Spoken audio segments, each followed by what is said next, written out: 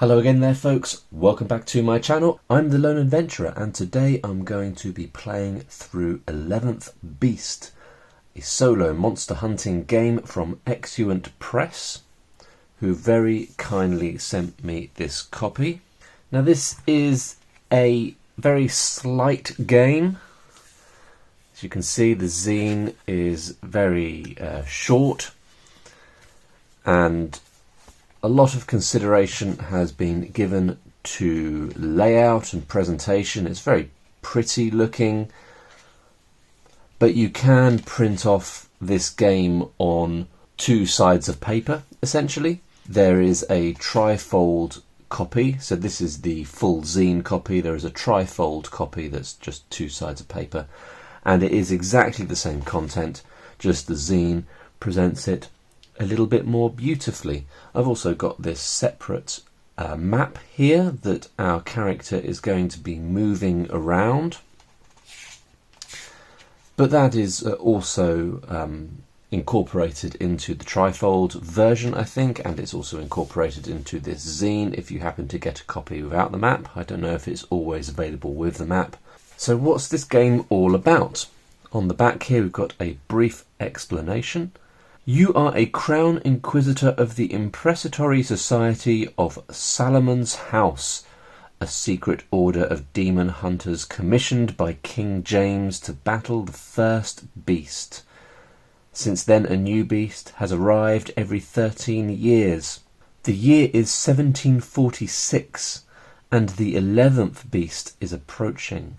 Investigate the rumours, learn its secrets, hunt it down, and purge this evil from the land. Knowledge is your weapon. So it's a game set in 18th century London.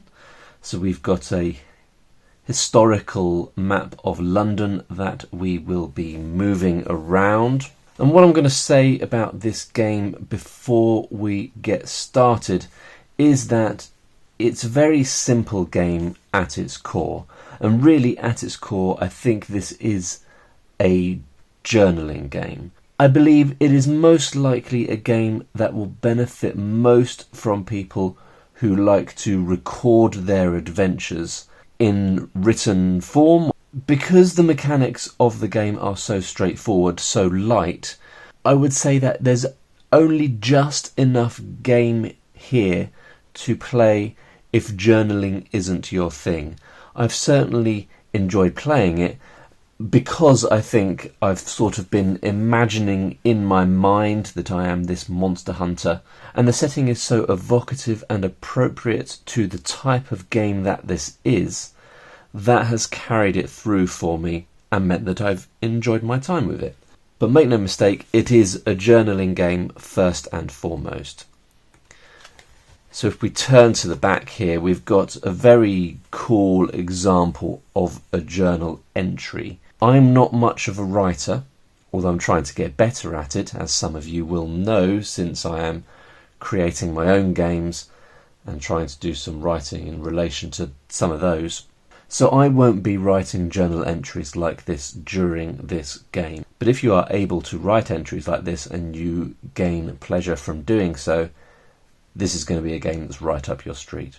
Began this third day at St. Thomas Hospital burying grounds south of the hospital proper. Thankfully the beast has not yet arrived, but it is surely to come soon. Rumours of the beast being spread by a certain Thomas Huxham. Huxham works at Cox's Wharf, so I have travelled there. He reported hearing that the beast, called the Black Goat, despises the sound of bells. In particular, a bell made of lead, while too soft for general usage, might act as a ward against the violence. I plan to meet a merchant at the Royal Exchange to see if such a bell could be crafted, should this rumour be confirmed as truth. No reason exists to spend the funds of the society on false rumours rather than learned secrets. Okay, so I'm going to try and create some brief journal entries, but they're going to be much less well written than that, I would imagine. Okay, so with all that said, we're going to have a quick look at what we need to play. It's not much. Some time, a quiet place, some paper, a pen or a pencil, 5 6-sided dice, 1 8-sided dice, a deck of cards with the jokers removed, and 3 kinds of tokens of any sort. And it also says that printable tokens and maps are available at the Exuent website. So the 3 kinds of tokens, you only need 1 of each of 2 of them, and then you need a bunch of the third. So this first one here represents us. And we are starting by placing our Inquisitor, that's us, at All Hallows the Great. The red token will represent the monster, the beast. The monster does not start on the board. They will turn up at a certain point. And then the third kind of token represents the rumours. And the main thrust of the game is that you have to move around this map, attempting to locate rumours. You then have to move back to this location to confirm those rumours, to check that they are true. Some of the rumours will bolster your ability to hunt the beast and to ultimately defeat it.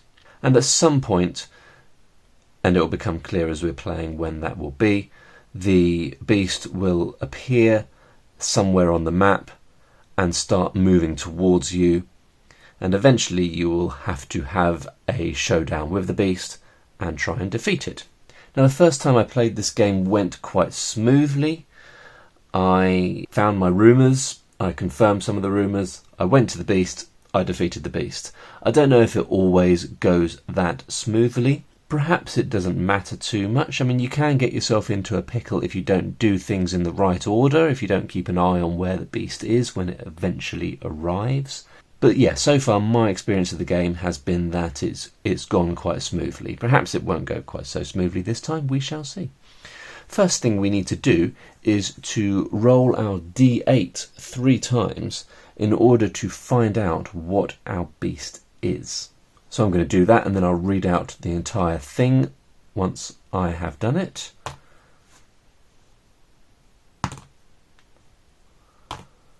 The Bone Worm of Soburn. I think that's pronounced Soburn, not Sockburn. I feel like Sockburn sounds too silly. I think it's Soburn. So it's the Bone Worm of Soburn. Quite an evocative name, I think, actually. I like the idea of the beast being a worm made of bones. And I can imagine the unpleasant noise that would make while it is slithering around the 18th century streets of London. And with that done, we're going to turn to the main gameplay page here, and we'll make a start on the game. So we're going to roll 1d8, and this will tell us where a rumour token goes. 3.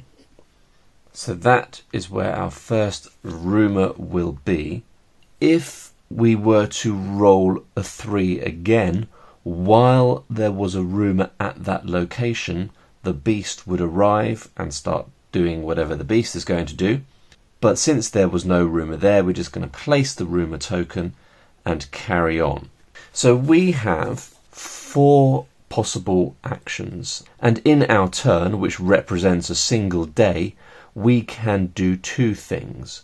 We can move, so we can move our Inquisitor from one location to an adjacent location, and we can do it twice if we wish. So we could move over here to the rumour if we wanted to, and actually that's probably what we're going to do. So we're ready the next day to do the next action, which is to investigate the rumour. So that means we remove a rumour token, and then we draw a card in order to find out what the rumour is. Third thing we can do is to verify a rumour.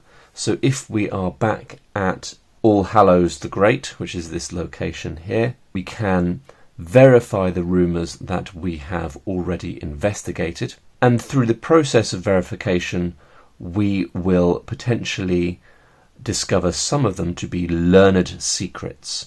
And learned secrets arm you against the beast and allow you to fight the beast. But we'll get to all that when it happens.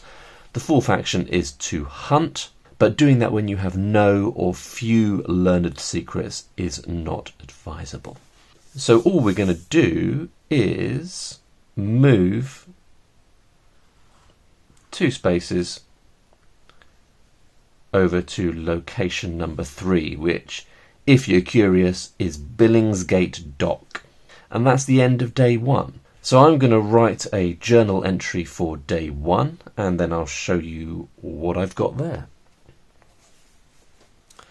So day 1, I have been tasked with investigating what may be our 11th beast. This may be the one. After all, the 13th year is upon us. Rumours are starting to swirl on the river's edge.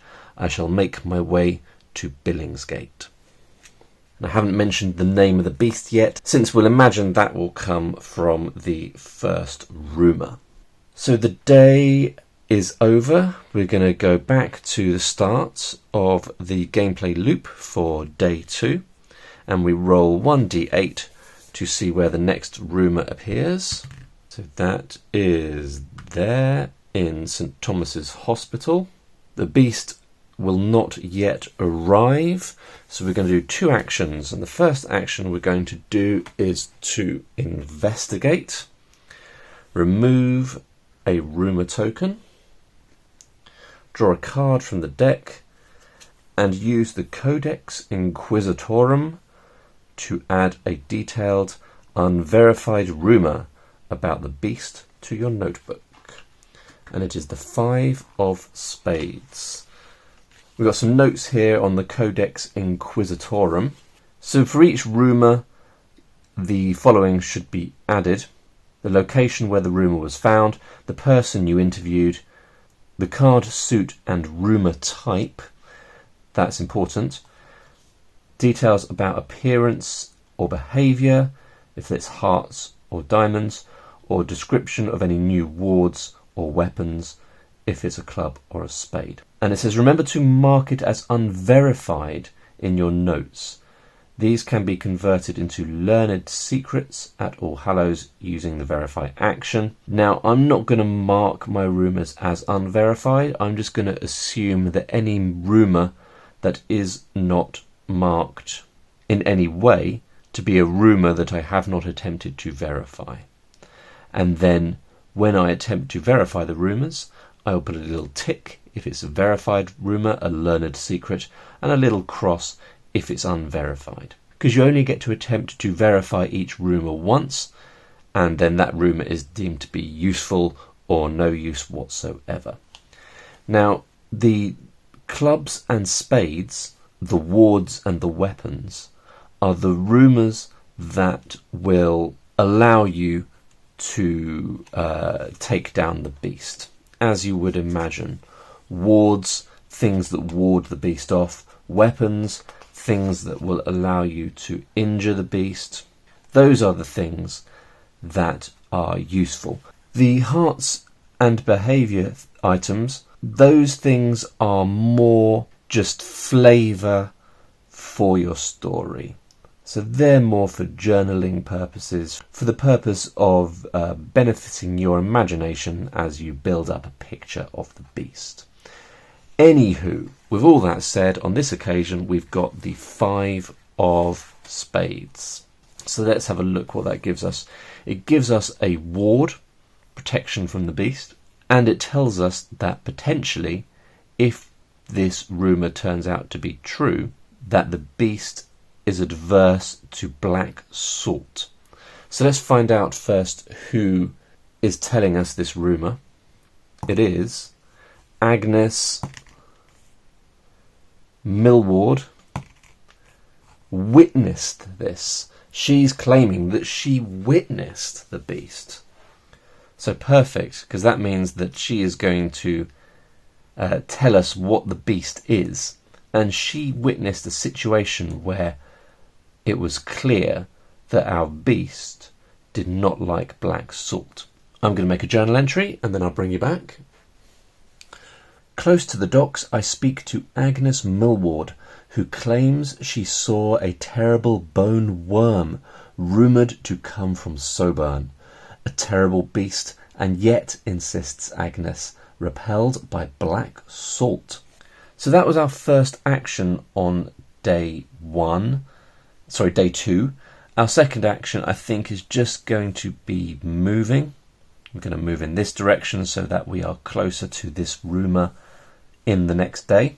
Now we could at this point go back here and try and verify the rumour. And maybe if the beast had somehow already arrived, that would be a good idea, because that way if we get caught by the beast, we would at least have a little bit of defence. But as it is, I think we can just carry on and get ourselves a few more rumours before we go back to All Hallows the Great in order to start the process of verification. So we're going to move on to day 3. We'll have a new rumour. That one is all the way up there. And we will move down here to that rumour.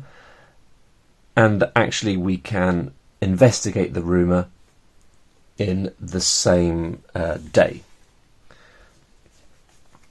And this one is the 2 of Diamonds. So we are down near St Thomas's Hospital, and the 2 of Diamonds tells us that the beast's behaviour is blasphemous. So I guess that means it's going to sort of desecrate a church, perhaps, or a religious place. So I'd imagine St Thomas's Hospital will have a little chapel, so maybe we'll do something about that. Let's see where this rumour came from. Isolde Millward, another Millward, heard a rumour. So this is just a rumour. She heard it from somebody else rather than seeing something herself. Okay, I will write something down. Agnes tells us that her sister has also heard tales of the beast. She works as a nurse at St Thomas's, and that is where I meet her. She tells me that this beast is blasphemous. It must be so, since it destroyed the hospital chapel during the night. Alright, so that is our second rumour investigated. That is the end of day 3. So we are going to move on to day 4. A new rumour. 1. Oh, that interesting. So we have already got a rumour at location 1. So that means the beast arrives. I didn't expect that to happen. Okay, so now the beast has arrived in London, or at least it has arrived on our board. And then things change a little bit. Now the beast will start moving around the map as well. So if the beast is on the map, this is during the beast approaches phase. If the result is a 5 or a 6, the beast moves 1 location closer to you. So let's do that. And it's a 5. So is it going to move this way or this way? I wasn't sure about this when I was playing previously, and I don't think it says in the rules. So either, I guess you could choose to do it randomly, or you could choose to do it at player's discretion. And I think I'm going to do that. I'm going to move the beast at my discretion to location 3. So if the beast is in the same location as you, a surprise hunt is triggered. So we need to make sure that, well, we need to try and avoid situations where the beast is in the same location as us at the end of the beast approaches phase. Unless, of course, we don't mind having a fight with the beast. But at this point, obviously, we don't want to do that. Okay, so things have got a little bit more interesting. Next day, or no, this day rather, my 2 actions are going to be to move to All Hallows. Now I suppose since I'm in All Hallows, maybe tomorrow I need to do verification, or possibly I could move up there, get another rumour, come back down and then do verification, because we've only got 2 rumours to verify at the moment, and that's really not that much in my opinion. Regardless, that's the end of this day, so I'll just make a little diary entry. I heard of a rumour at the Royal Exchange and am heading to that place to investigate. It is now certain that the 11th Beast is stalking the streets of our city. Too many people speak of it for it to be otherwise. That's the end of the day. New day, new rumour. So let's find out where that's going to be. That's another rumour at 1. Okay. Alright. And is the beast going to move towards us? No. So the beast stays where it is. And we're going to move up there. And we're going to investigate one of these 2 rumours. Queen of Spades. So this rumour is related to a ward again. A chalked circle. So black salt and a chalked circle can help protect us. And who is telling us of this rumour? Another Isolde. Isolde Aldworth discovered this rumour through a mysterious note. At the exchange, a cleaner, Isolde Aldworth, showed me a note, barely legible, that claims that this beast can be contained by a chalk circle. If true, this is valuable information that could aid us in our fight against this monstrous creature.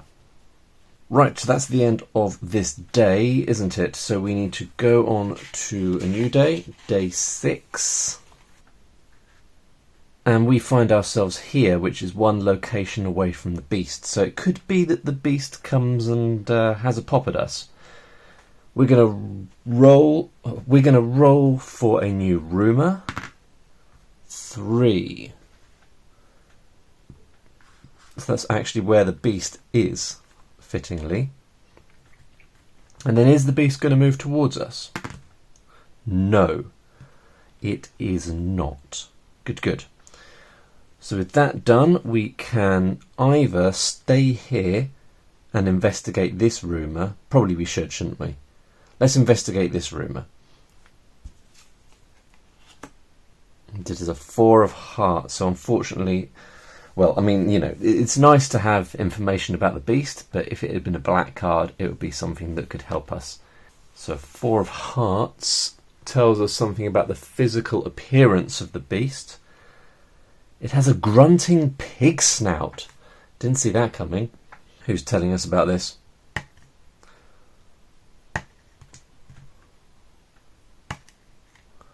William Millward. Read in a book. Still at the exchange, a certain William Millward, a clerk who works here, insists that his amateur studies have revealed that the bone worm has the snout of a pig. So that's the end of this day. No, it's not, is it? That was only our first action. So as our second action, we will move back to the All Hallows the Great, and that is the end of the day. So new day, new rumour is going to be at 5. Back at St Thomas's Hospital. Does the beast move towards us? No. And as our first action, we are going to verify. So for each of the rumours that we have come across, we're going to roll a d6. On a roll of a 5 or a 6, that rumour is revealed to be false. If we do not roll a 5 or a 6, the rumour is revealed to be true, verified. It becomes a learned secret. It becomes truth. So everything we've discovered about the beast so far is just rumour. It might not be true. So all we know about the beast is that it is a bone worm and it came from Soburn. Everything else we will verify now. So our first rumour was that it was repelled by black salt. This really is the important one because this will allow us to fight the beast. And a 3 means the rumour is confirmed. So I'm just going to put a tick next to that one, and maybe a little plus to show that that's one of the ones that actually helps us. Okay, the next rumour is also true, so it was blasphemous. It was the beast that took apart the chapel at the hospital. And the final rumour, our third one, oh no, we've got 2 more rumours, sorry. We've got the rumour of the chalk circle. That is also true. That was a good one as well, because that's another black card, wasn't it? And then the final rumour about the snout of the pig, also true. So all our rumours were true. So I might just add a little sidebar here of facts that we have confirmed to be true about our beast. And then I think we will probably pause and continue this playthrough in a second video. Alright, so I've done a little list here of the characteristics of the beast that we have discovered so far. And I know I said just now that we are going to finish the playthrough, but actually I'm thinking maybe we should have a go at defeating the beast with the information that we have already, because it might be that that's enough. It might be that we are ready to take it on. Now the way this works is, for each ward or weapon that we have learned secrets for, we will get a d6. And so we get a d6 for our knowledge that it is repelled by black salt, and we get a d6 for our knowledge that it can be contained in a chalk circle. If we attempt to hunt the beast, we will roll these dice. If we roll on either of them, a 1 or a 2, we have slain the beast. If the lowest number represented is a 3 or a 4, the beast survives and we take a wound. If the lowest number represented is a 5 or a 6, the beast is unharmed and we take 2 wounds. Now we have 3 wounds, which means that we can definitely survive a single encounter with the beast. So we will do that, I think. And then if we don't slay the beast, I will carry on in another video. And if we slay the beast, then the playthrough is complete. So we are here. We just placed a rumour, I think, before that waffle. So I could move 1, 2, and then that's the end of the day. So actually I just need to make a quick diary entry about that, don't I? Back at All Hallows, I spend a day researching these wild rumours. They are all true. So I set out to Billingsgate, where this began and where I am certain the beast hides. So we're over at Billingsgate. We need to have a new day, so we're going to place a rumour at 7. Now the beast is in the same location as us, so we are going to automatically have a hunt, I think. So here we go, it comes down to the roll of 2 dice. Remember, on a 1 or a 2, we defeat the beast. No, the beast is not defeated. Okay, so we've rolled, our lowest number is a 3, and that means the beast has survived this encounter and we take 1 wound.